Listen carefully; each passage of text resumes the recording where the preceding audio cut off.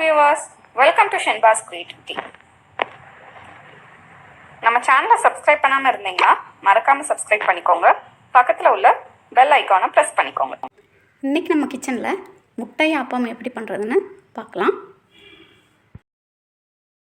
ஆப்பத்துக்கு மாவு எப்படி அரைக்கலாம் அப்படிங்கிறத பற்றிய வீடியோ ஏற்கனவே நம்ம சேனலில் அப்லோட் பண்ணியிருக்கோம்.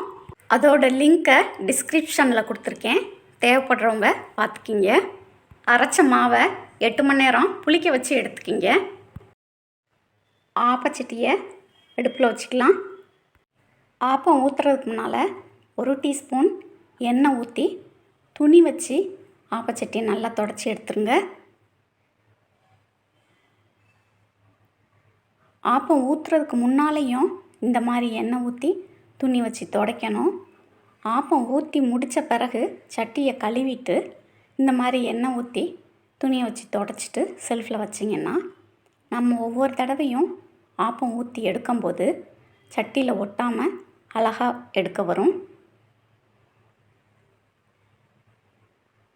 அந்த ஆப்பச்சட்டியில் எண்ணெய் பிசுக்கு லேசாக இருந்துக்கிட்டே இருக்கணும், அப்போதான் ஆப்பம் சட்டியில் ஒட்டாது. ஆப்பச்சட்டி சூடேறின பிறகு தான் ஆப்ப மாவை சட்டியில் ஊற்றணும். இப்போ சட்டி சூடாயிருச்சு. ஆப்ப மாவு 2 கரண்டி ஊற்றிக்கலாம். மாவு எல்லா பக்கமும் ஸ்ப்ரெட் ஆகிற மாதிரி சட்டியை இந்த மாதிரி சுற்றி விட்டுக்கிங்க.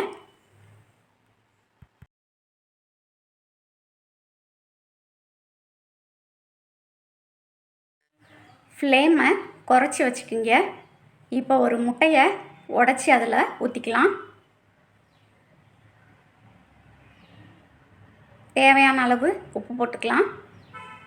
மிளகுத்தூள் விருப்பப்பட்டால் போட்டுக்கிங்க. இதையும் ஒரு சுற்றி விட்டுக்கிங்க, அப்போ தான் முட்டை எல்லா பக்கமும் ஸ்ப்ரெட் ஆகும்.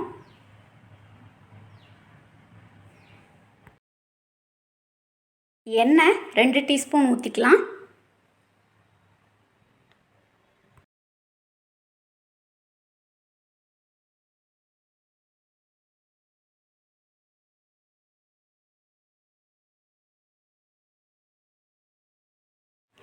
இதை மூடி வச்சு கொஞ்ச நேரம் வேக வச்சு எடுத்துக்கலாம்.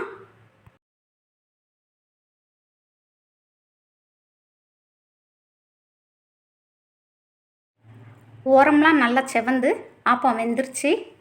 இப்போ இதை எடுத்துடலாம்.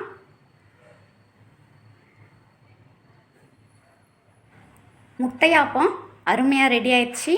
நீங்களும் இந்த ரெசிபி கண்டிப்பாக ட்ரை பண்ணி பாருங்கள். இது வரைக்கும் நம்ம சேனலை சப்ஸ்கிரைப் பண்ணாதவங்க மறக்காமல் சப்ஸ்கிரைப் பண்ணிக்கிங்க. தேங்க்யூ.